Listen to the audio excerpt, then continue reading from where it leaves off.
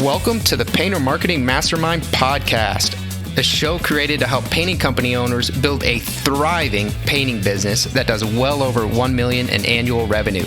I'm your host, Brandon Pierpont, founder of Painter Marketing Pros and creator of the popular PCA educational series, Learn, Do, Grow, Marketing for Painters.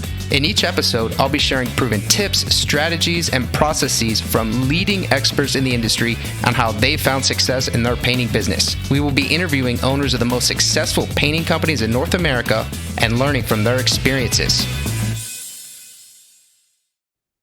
In this series titled The Tools to 10 Million, Michael Sutton of Kind Home Painting Company will be discussing professional tools to enable growth to $10 million. It is a 5-part series.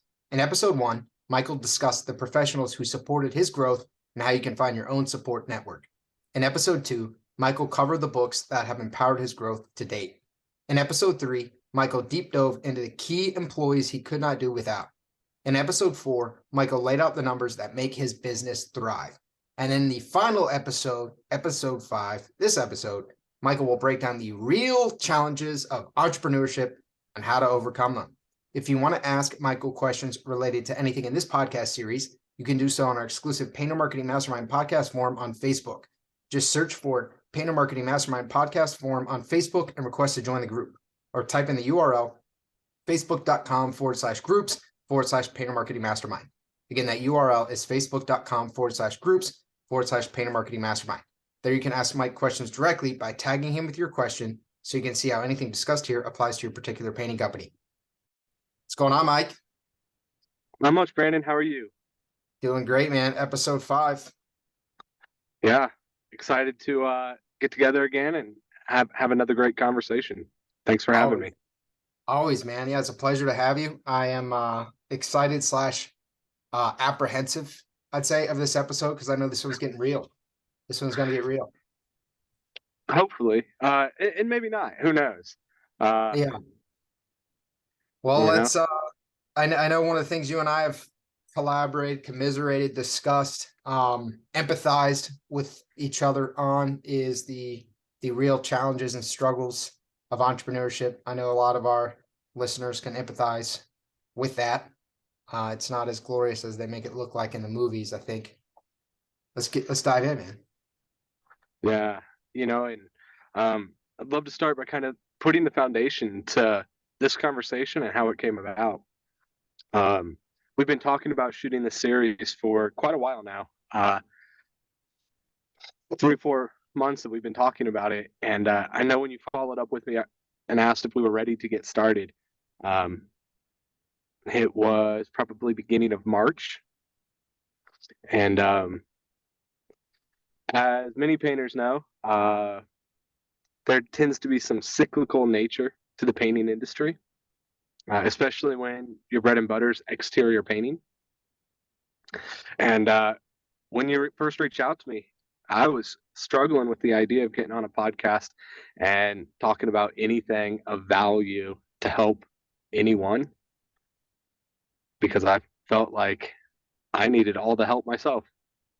Wow. At the beginning of March. And I think I replied back of, if you really want to do this, the only thing I can talk about is what not to do. Yeah. And maybe warn some people about what they're getting into, because it's hard. And we're now sitting here on May 3rd when we're shooting this May 4th, and we're back into our exterior painting season. And my goodness, it feels like all the worries and cares that I had before are gone. Life is good, and houses are painting, and paint is flying. So it feels a little different now than coming out of a cold winter. But well, I appreciate you being willing to start the series, even though you were having, some personal doubts and struggles and insecurities with the business. And it's also, I appreciate you sharing that, because your company is a whole lot bigger than most of the companies that are owned by our listeners. You have a very big painting company. So the fact that you are willing to be open about your insecurities and wonder whether you're even really succeeding or have the answers, I think can be at least comforting to a lot of people. I can say that anyone who's struggling, they're not alone. And, I spend a lot of time with wise people with a lot more experience than myself. and I hear this consistently. Do you know what happens when you grow an unprofitable business? You become more unprofitable. Your problems get bigger. And it's not hard to miss your mark by a couple percentage points in this business. And a couple percentage points can make a huge difference. And the bigger the numbers, the more risk there are when you miss something by a small amount. Yeah.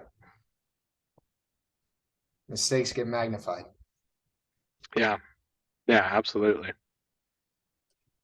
Yeah. So I guess let's go down maybe some of the what would be considered maybe more the negative or the challenging aspects of the headspace of running a painting company, really painting company, a company in general, and then ways that you have found to still win, to keep your sanity, to come out the other side stronger, better for it. Yeah.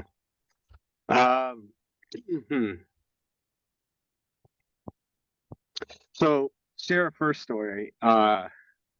End of our first year, I remember I sat down with my now wife's grandfather.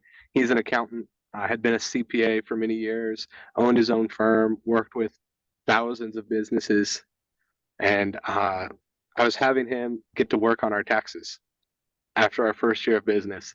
And he said, Michael, here's what you need to do. You need to shut your business down. You need to file for bankruptcy, and you need to walk away from this, and you need to do it now. That's great. That was our very first January as a business. It's awesome. Awesome. We missed our profitability mark by 2%. 2% of $2 million is $50,000 or something, $40,000. And that was the first time I realized how important 2% was for anything. And I went to, we had a team meeting the next day, and I brought everyone that was in the company together. And there was something like 14 or 15 of us on that day. And I shared with them the advice I had been given. I opened up our profit and loss statement. I showed everyone the numbers, and I said, hey, this is what we lost. I have no more money. I've spent everything in my savings account. I've borrowed all the money I can borrow right now. And you guys need to know that some smart people are telling us that we should hang it up here and walk away. But you guys are as much a part of this as I am. What do you want to do? Do you want to walk away and get a secure, normal job, or do you want to try to fight through this and be 2% better? And that year, I ran the numbers, and if we had a 2% higher profitability, 2% higher gross margin, a 2% higher closing ratio, and a 2% higher conversion ratio from each department, we would have made something like $300,000 or $400,000. It was somewhere in that range. And that was for every single person just performing 2% better. And I showed them those numbers, and I asked, can everyone commit today to doing 2% better in each one of their jobs? And if so, I'm willing to figure out how we make the next steps. And then I kind of did the Zappos Tony Hsieh thing and said, if anyone wants to walk away, I'll pay you a month's salary today with the money I don't have. And 3 people left the company that day. So Movie, man.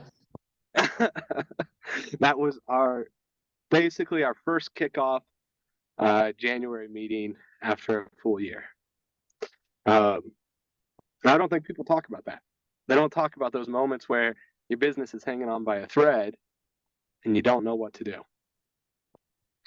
I was in a group the other day, and I saw somebody chat and say that they had taken out a significant amount of loans to get through a season. And, I'll share the loans that I had to take out. And it was our first year of business, and maybe this isn't something someone should say, but One thing I learned is people don't give you money when you need it. People give you money when you have money, not when you're broke or you're upside down. But there are certain people who will, and they are hard money loans that have very fast repayment terms, and they have incredibly high interest rates. In our first year, we financed the first several months of our business going into our second year with a high interest loan, 27% interest, with weekly installment payments over 1 year. Wow. And I would do it again. 27% makes credit card debt look cheap. Very rarely do you find a loan to make a credit card look cheap. It's insane. My advice to somebody who may have cash flow issues or may have experienced something similar, get an American Express card. Probably the best advice somebody could have given me, and they didn't give it to me until year 3. It is absolutely incredible for a business, and something that anyone who's running a small painting company or a mid-sized painting company or a multi-million-dollar painting company, if you don't have an American Express card, get one. What makes an Amex so good? They oftentimes don't have spending limits, so they can scale with your business. They can cover your workloads, and if you need financing and lending, they're an incredible organization to help you with it. It's good to know. Oftentimes, their line of credit will far exceed or outperform a bank's line of credit. So that was our first winter. It sounds stressful, Mike. It was a tough couple months. Yeah. And it's a stress like very few people know. I was talking to a gentleman recently, and he asked me, "Are you a founder or are you a CEO?" I said, "Well, I'm a founder. I started the business." He said, "Do you have partners or did you do it on your own?" I said, 100% on my own.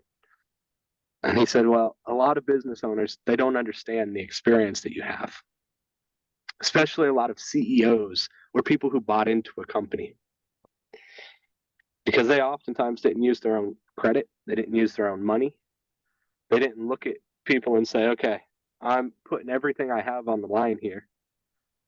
House, car, credit, future. I'm gambling it all right now on this working."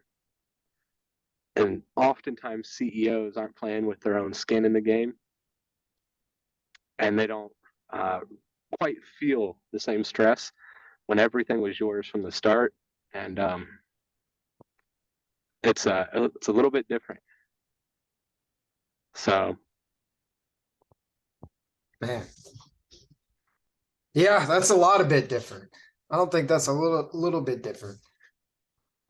It's a heck of a story. that was year 1. And we've had good years and we've had tight years, and that year was tight. Year 2 was great. You learn from your lessons. And then our third year of business was 2020. So for somebody who's been running a painting company over the last 3 years, God bless you. I hope this is not normal. Or is normal just not normal?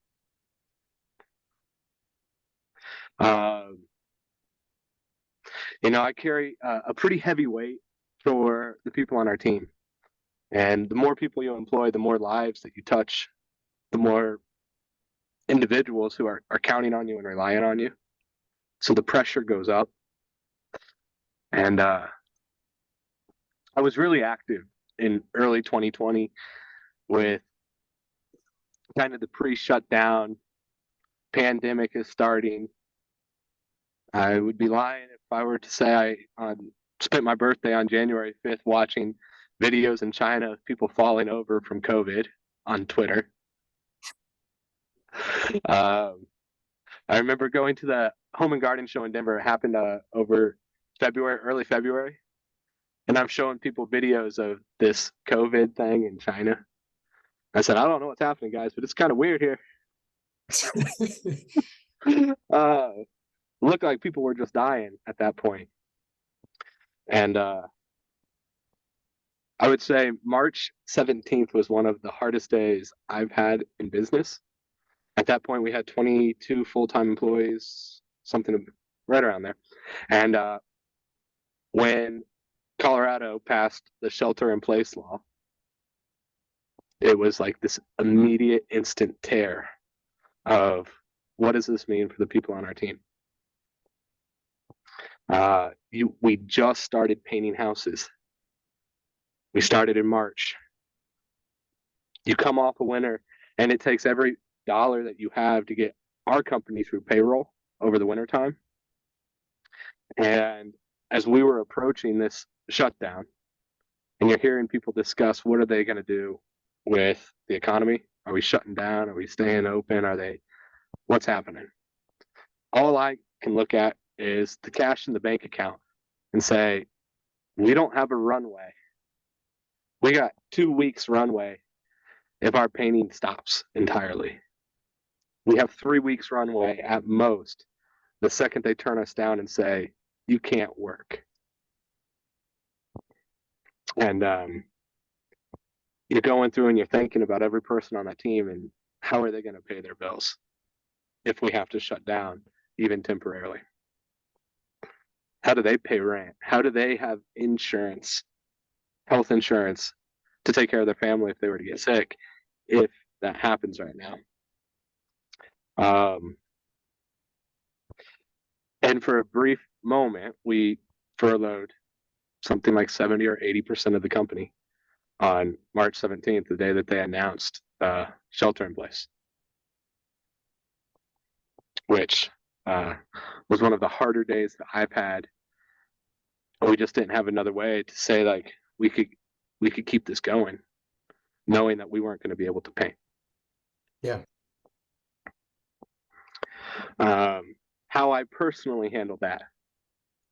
Said, okay, well, I'm going to keep doing estimates. I'm not going to ask anyone else to keep doing this unless you feel safe and you're comfortable and you want to do it. Out of my 5 salespeople, do any of you volunteer to do this with me? And I had one person say, I'm in. I'll do like it the with you. Hunger Games or something. Yeah, we didn't know what it was. Yeah. You know, is this life threatening? Is this dangerous? Are people dying? It was too early to tell. And he raised his hand. He said, I'll do it with you. And I did something like 30 to 40 estimates a week, 7 days a week for about 2.5 months straight.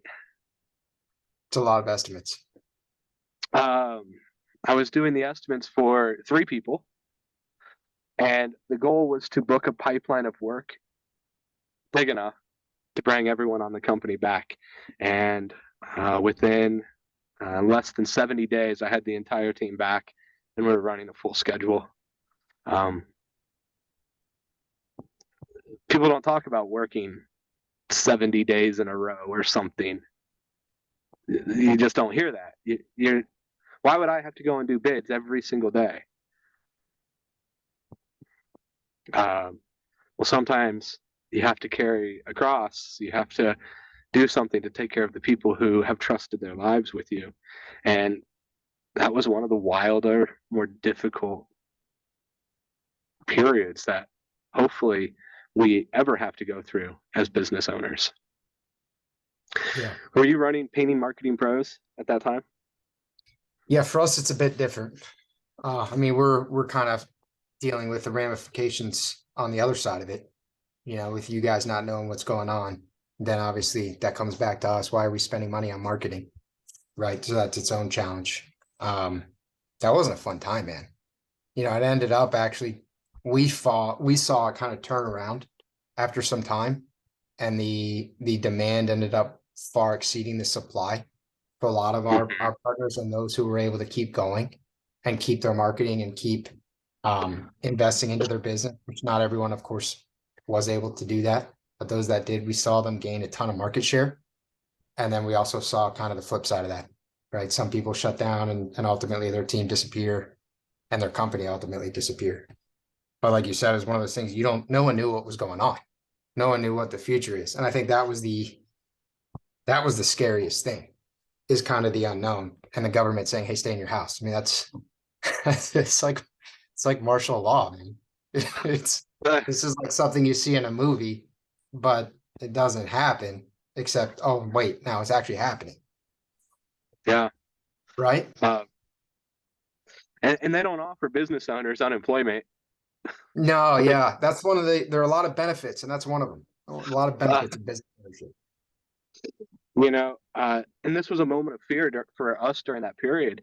Uh, I didn't know what was going to happen. And, looking back on this, it probably wasn't the smartest thing to do, but I cleared every asset from my name in case I had to file bankruptcy. Mm, Uh, I didn't want anything associated to me. And you're thinking, how do I protect everything that I've got up to this point? And what right, all are we going to lose if this doesn't turn around? right.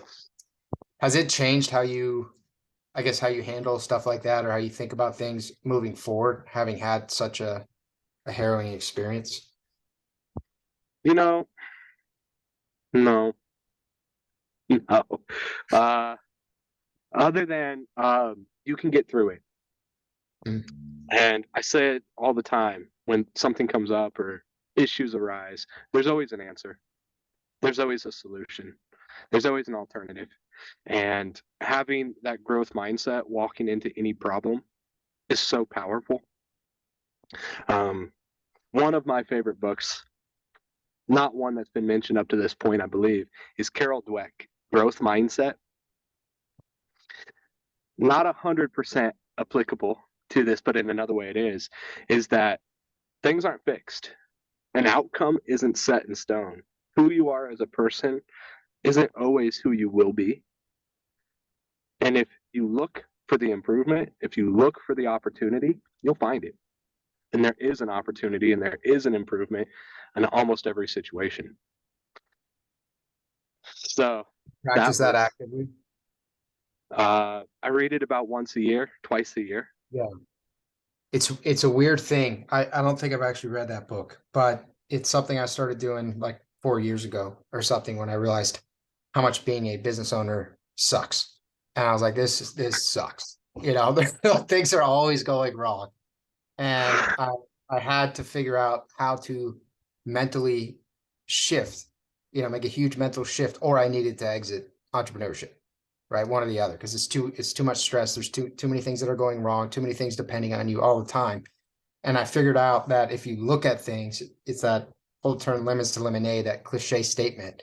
But when you have a hardship or a Mhm. problem, or really anything that comes your way, I have not yet experienced, since I made that mental shift, I've not yet experienced a situation that happened that was bad, that I didn't end up being thankful that it happened, because I look for how to make it a win. And then I come out, sometimes it takes a bit. It takes a bit. Sometimes I'm like, there's no way to turn this into a win.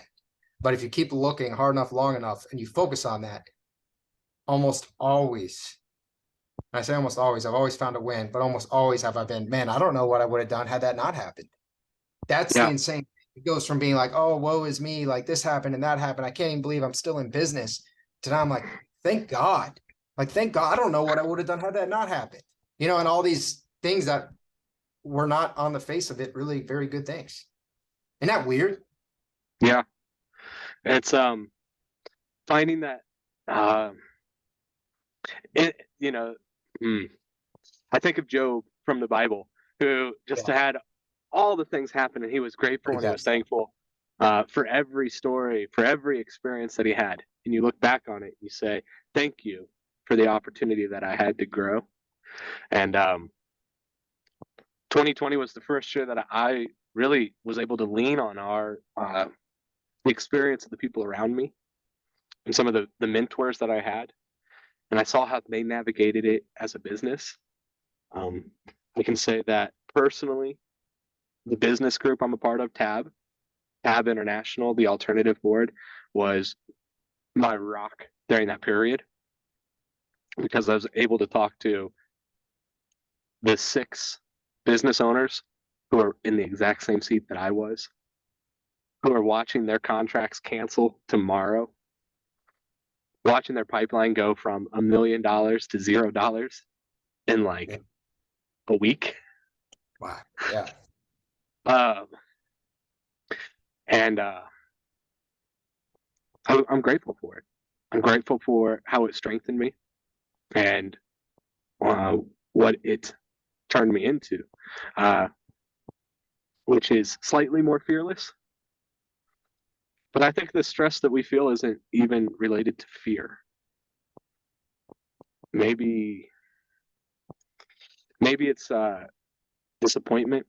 It's sorrow. It's sad when you're concerned that you've let people down who've trusted in you.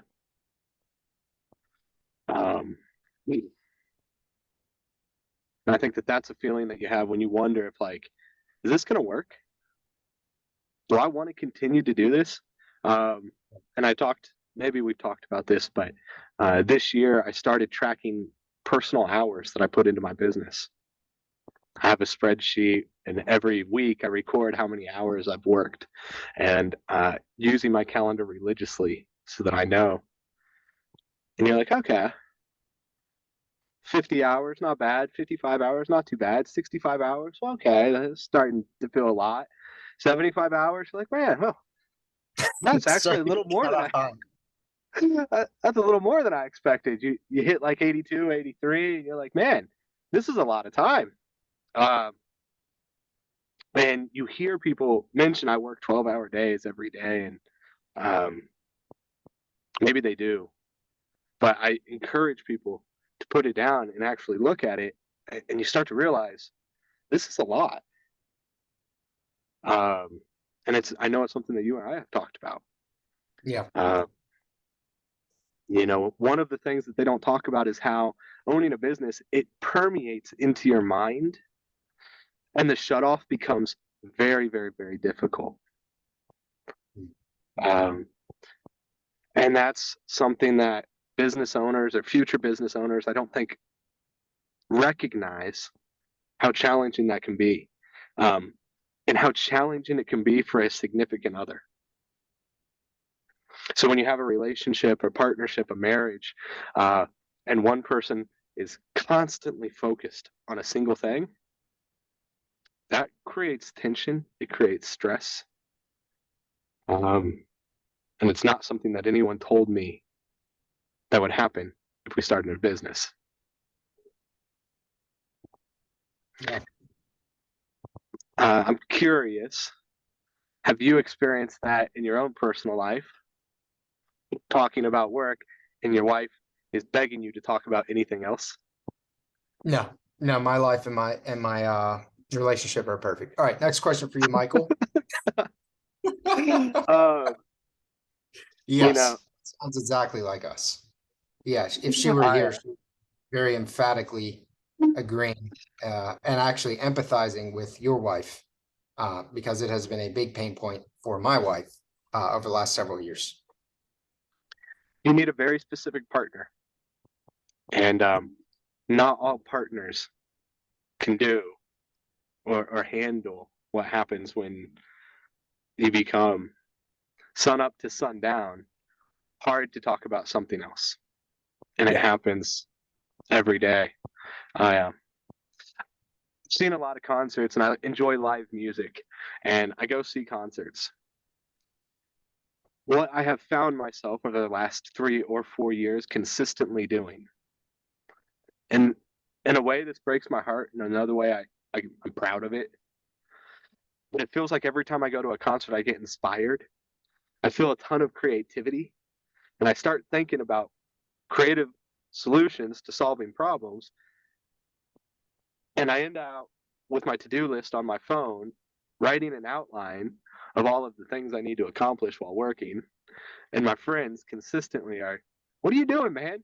Get off your phone." So I can't. It's gold. Yeah, I've been thinking about how to handle this for weeks, and it just came to me. I got to put it yeah, on paper. that's funny. Um, I Wheels are went to a, always turning. and that's that curse of it's stuck with you. It's embedded itself in your brain. Um, Yeah. went to a concert with a teammate, and my phone died while we were there, and I didn't have a pin in my pocket. And the last thing I did was I went to the bar and I asked them if I could borrow their pen so I could write a little message down on my hand. I go, okay, that's the last one, I promise. Um, and as we were walking out, we were joking, and I go, "Hey, you're gonna love this." It says, "What do you do?" And that was the last note. And he goes, "I have no idea what that means, but whatever you're gonna download from that, I'm sure it's gold." Oh, Um, so that's a curse that I don't think people talk about before they go into this. Is that the commitment that it's going to take, both mentally and with the direct output of time. yeah, yeah, it's pretty all consuming in a lot of ways. Can be. Yeah.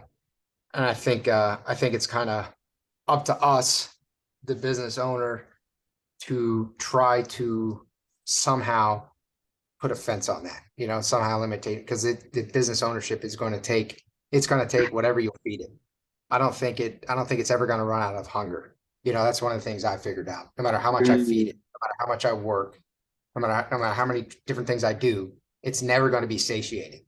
So you have to forcefully input some sort of boundaries, limitations, balance, whatever it is, while acknowledging that you are probably going to work more than most people, at least for some period of time. And it is going to be more stressful for you probably than for the average, W-2 employee for some period of time. And for me, and for I think a lot of business owners, it's sort of a delayed gratification. You're going to do your time, you're going to build something substantial, but you can't lose yourself or your family. Some people lose their families because they just become all consumed with it and they lose focus. You can't lose that in the process, because otherwise, what was the point of the whole thing in the first place? It didn't make your life better. It made it a whole lot worse. yeah, and I hear that all the time. Doing interviews. Right now, we're in a hiring period, and we're hiring about a dozen employees. So every day, I'm doing 2 to 6 interviews, and you hear story after story of people who used to own their own business and how they ran it with their husband and wife, and the divorce happened, and now they're shut the business down, and we're doing this, and I hear it all the time. Yeah. Of, and I personally am not the best fence builder, Yeah. so It's a work in progress for me as well. I'm not the fence builder, but I am trying to get better at it. One of the things I'm doing a lot too is meditation now. So I have a coach, a bit of a life business coach, and he's working through some meditation and things like that. And I find that helps tremendously, because you're right, it doesn't turn off, right? It's in your mind. You're always thinking you're responsible, you're the visionary, you're the growth, you're the quality control for at least some period of time, probably quite a while in your company. You're doing a whole lot of roles. And if you're not focused, then some ball somewhere is going to get dropped. While you also have to be the visionary and actually leading from the front. So it's a lot to balance. And that's where you almost have to be a Jedi of mind control. You have to have like a much higher control of your mind than the average person does of their mind. You also don't have the time and sort of the luxury, if you will, of Netflix or this or that, or however they're going to kind of waste their time. You can't really do a whole lot of that, because if you're not spending quality time with your family or health or whatever it is, you maybe would be better spent working on your business than watching Netflix every night. At least that's what I have found.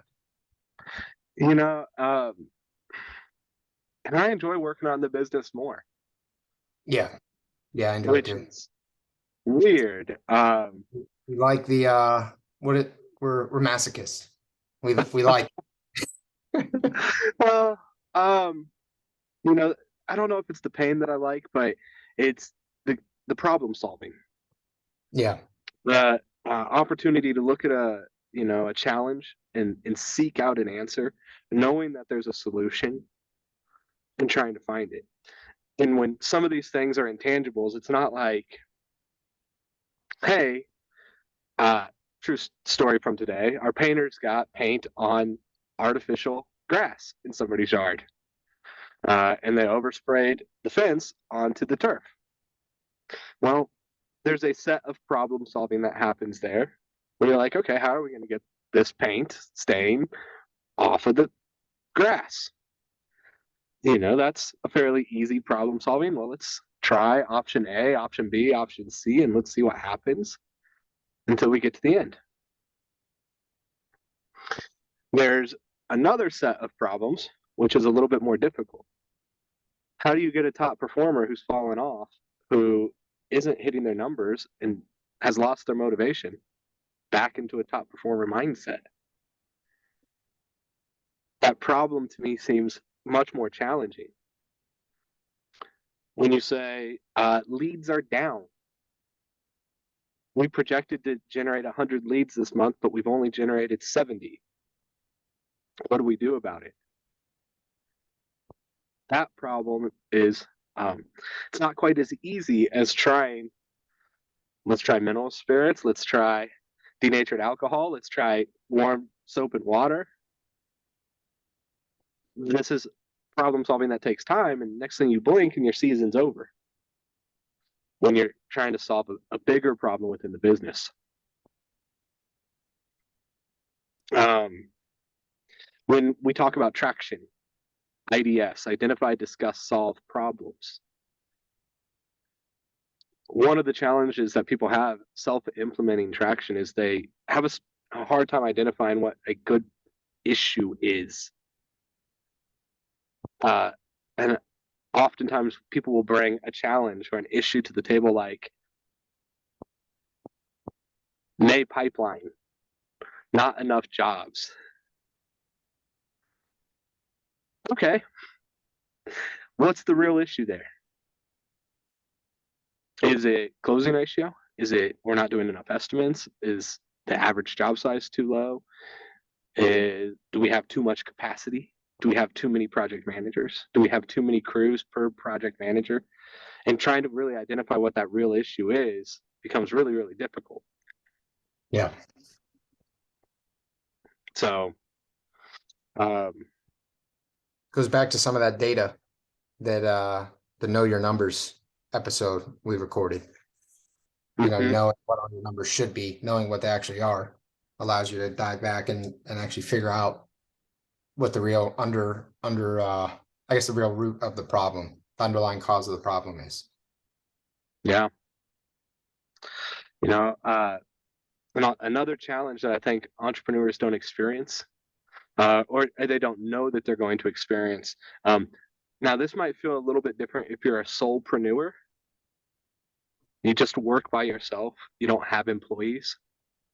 But if you do have employees, one of the hardest things that I've had to learn how to deal with was experiencing stress and concern, but not showing stress or concern and having to show optimism and excitement. Meanwhile, you have cash flow issues, you have client issues, you have bandwidth issues. But what you have to wear, what people have to see as a leader is the excitement, is the encouragement, is the confidence. And I've personally struggled with that. It's something I think emotionally is very difficult for somebody to feel something and show something to other. Mm-hmm. It's like you have to act. It is acting. And that's tough. And that was advice I was given years ago that somebody said, when I'm running my own business, you're going to have to not wear your emotions on your sleeve the way you do currently. because however you feel is how everyone else will feel.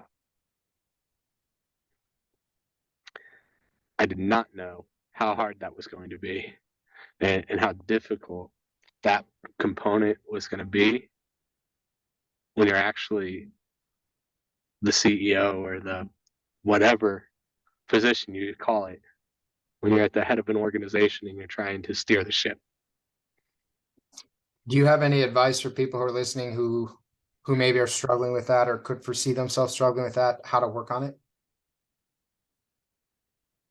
Self-awareness, and acknowledging how you feel.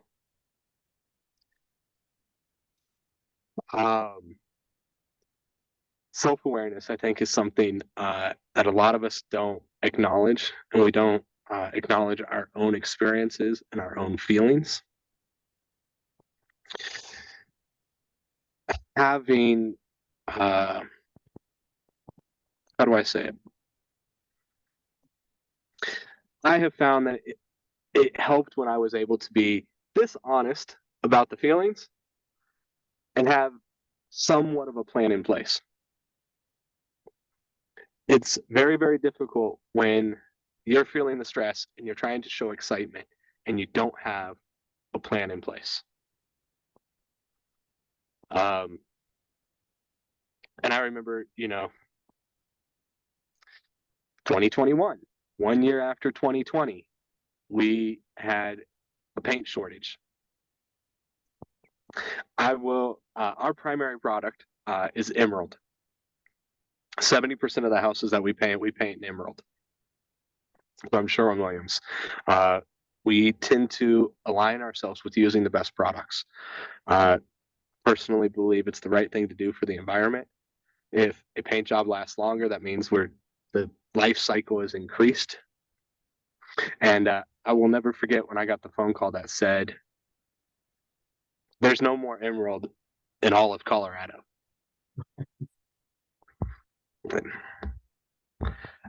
Excuse me?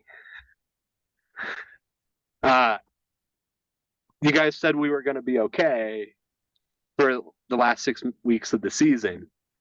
So, well, we don't have any product here statewide.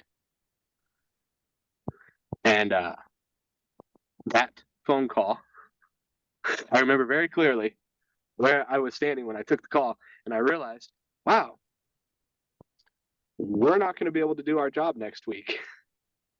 Cash flow is going to stop.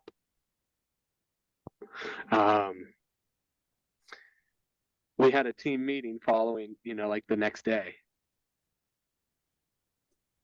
It was an absolutely terrible experience to stand there and tell people, I don't know, and I have no solutions right now to what we're facing for next week. Bear with me as we try to figure something out for our painters, for our employees, for our clients, who we're all expecting, to be painted the following week. And I think at that moment, without having a plan, how difficult it was, versus times where you step up and you say, okay, this is down, but, we're going to start a sale starting, next week, and our Memorial Day sale is going live, and this is how we're going to fill the end of the May pipeline with our Memorial Day sale. And when you have a plan, it's way easier to help balance those feelings of both leadership yet stress. And it doesn't help with trying to manage the time, because you realize you have to put a lot of energy into figuring out a plan. You have to spend a lot of time analyzing data to come up with a solution to try. So I would encourage somebody who is experiencing that to work on finding some solution, and it allows them to have a little bit of hope and excitement, even when they're concerned about cash flow or bandwidth or personnel issues. Yeah, man, that is this is getting deep. I knew it was going to get deep. I like it. I think that the plan is good. What I also really like The plan gives you hope, gives you some security. So you're not just freaking out, thinking that you're totally lying to everyone and that everyone, it's like I like the show The Office, Yeah. Michael Scott. And there's this scene where they thought they were going to get downsized. I think it was like episode or season one. And he's like, the only thing I can do as a leader right now is put on a brave face for everyone. He walks out and he's like, attention, we are screwed. It's over. We're done. But that thing is largely outside of his control in that instance. As a business owner, you do tend to have more control. So I like the plan, but I also like acknowledging your feelings. And I think that goes for business. I think it goes for everything. I think, when you sit and you actually take time to yourself, you don't have to tell other people necessarily if you want to, okay, but sit and just acknowledge, hey, I'm scared. I am not feeling confident in my business. I don't know that I can recover. I don't know that I have the capability to get another product now. We've been relying on this and I don't know how I can do it. I'm not sure I'm capable as a business owner to do it. I'm afraid I'm going to fail. Everyone's going to find out I'm a failure and I'm going to let my whole team down and they're all going to lose their jobs. So I'm afraid. And just open it, acknowledge it, sit with it, right? I'm angry. Yeah. I'm angry. I've worked so hard and now this happened. It's outside of my control. I've worked so hard and I'm angry because now I feel like it's being taken from me and it doesn't feel fair. Sit with it. As soon as you let that out and you sit with it, then you can move into a plan. Then you can go out and you can do the opposite of what Michael Scott did and not present it and say, we're all screwed. It sure does feel like that's what you want to do at moments. Right? Yeah. Whatever you immediately want to do, you probably are going to wait and then do the opposite of that thing. Yeah. Take some time. Yeah. And it was early March this year when somebody on my team, he was on the leadership team, said, I think you need to take a vacation. That's when you're just looking dynamite, man. You're rocking.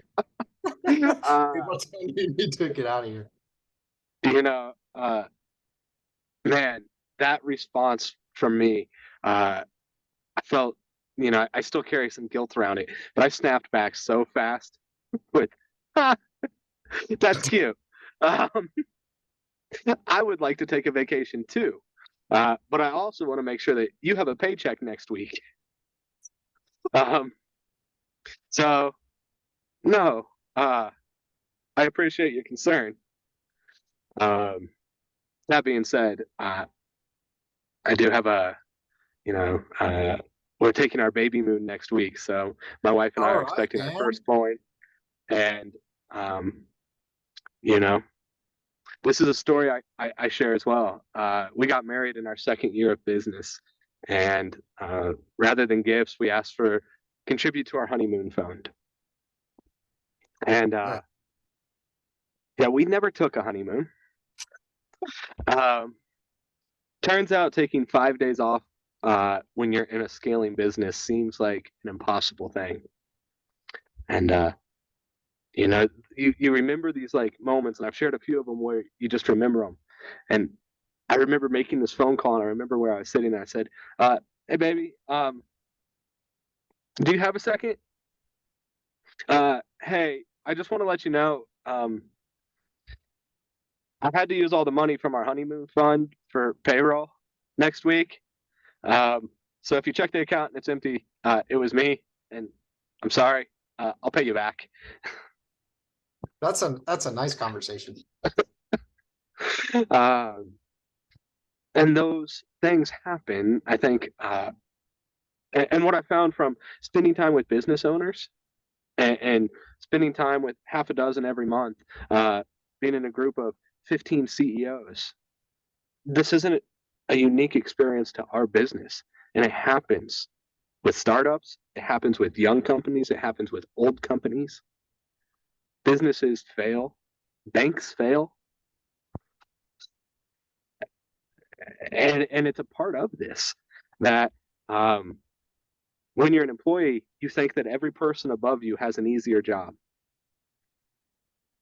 And you think that these things are secure, but in reality, they fail. And what I found from spending time with these business owners, all of the experiences that we have are the same. The problems that I experience are the same problems that engineers experience, or accountants, or people who run marketing firms. They have cash flow issues, they have accounts receivable issues, they have personnel and HR issues, they have marketing issues. We share in the same experiences regardless of the industry that we're in. So I can only imagine that other painters can experience some of these same challenges. Yeah.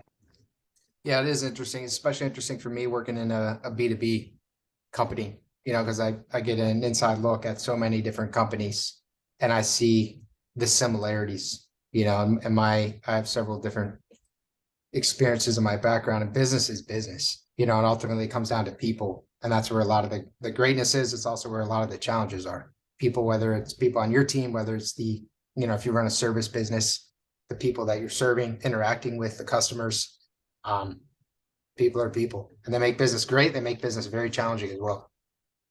Mm-hmm. It's the blessing and the curse, I think. And that's actually the entire series that Jason Phillips and I just did. People make dream businesses. Kind of what ultimately being successful in business is about, being successful with people. Yeah. It's you celebrate the wins together and you experience some of the failures together. But you, Michael, you get to experience all of the failures. It's a special just for you. That is a little bit different as the owner of the company, as the entrepreneur. And it's something that people don't necessarily, every issue or challenge that a business has gets escalated to the top. And oftentimes one person or a few people carry those challenges, and we protect our team from them. And we're there to make sure that they feel safe and secure so that they can perform at a high level.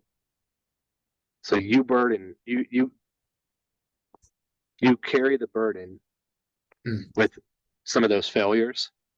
And it's when they say, that's my cross to carry, it's a real thing. And the failures fall on one. And then oftentimes potentially good leaders hand off the successes to other people. Yeah. So we've talked about a lot of stuff here. A lot of emotional stuff, the burdens, the what goes with the territory here. I know you mentioned the book Growth Mindset, but I'm wondering for any of these things that listeners are listening to and either they are experiencing or have experienced, or maybe they're a smaller company, but they're like, oh boy, probably gonna look forward to having some of these great experiences one day.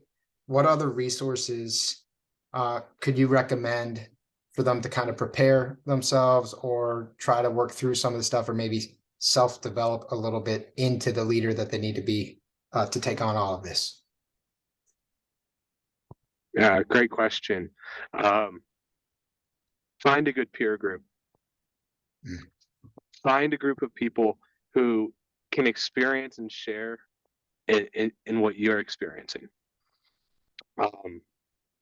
When you don't have a release valve and you don't have someone that you can talk to about this, it can be very, very, very, very hard to carry. And knowing that you're not alone is so powerful. And for me, hearing one of the most successful people I've ever known talk about 3 companies that he's run that have gone bankrupt was one of the greatest pieces of peace for me that I've ever heard. Oh, this isn't just me. Yeah.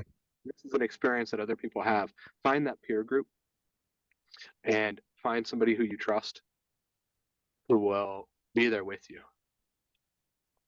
Ideally, well, if they're on your team, phenomenal.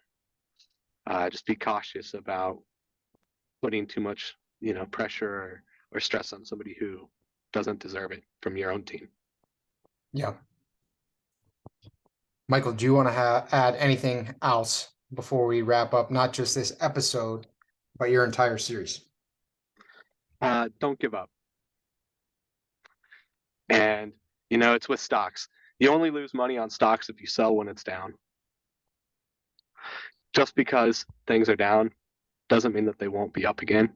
And I would encourage anyone, fight through the challenges and know that there's always a solution. There's an answer on that backside. And Brandon, I appreciate all the time that you've given me. And just want to say sincerely thank you for spending the time together and getting to know my story. And I've really enjoyed the opportunity to talk to you. Michael, I've really enjoyed it too. This was an amazing series. Really appreciate your time, man. I know I'm pushing hard for you to come speak at PCA Expo. So I think we're going to bring you live to the masses because you're a rock star. Yeah, I enjoyed being friends with you, and I'd like you to speak at Expo. So I'm going to continue to push for that. But thank you for conducting this series. Awesome. It's been eye-opening, and your humble presentation of it makes it really, really great. Given the series is called The Tools to 10 Million, and you're one of the biggest companies we've actually had on the show. Well, Brandon, thank you. I appreciate the time. Appreciate you, brother. Thank you, Mike. If you want to learn more about the topics we discussed in this podcast and how you can use them to grow your painting business, visit paintermarketingpros.com/podcast for free training, as well as the ability to schedule a personalized strategy session for your painting company. Again, that URL is paintermarketingpros.com/podcast. Hey there, painting company owners. If you enjoyed today's episode, make sure you go ahead and hit that subscribe button. Give us your feedback. Let us know how we did. And also, if you're interested in taking your painting business to the next level, make sure you visit the Painter Marketing Pros website at paintermarketingpros.com to learn more about our services. You can also reach out to me directly by emailing me at brandon@paintermarketingpros.com, and I can give you personalized advice on growing your painting business. Until next time, keep growing.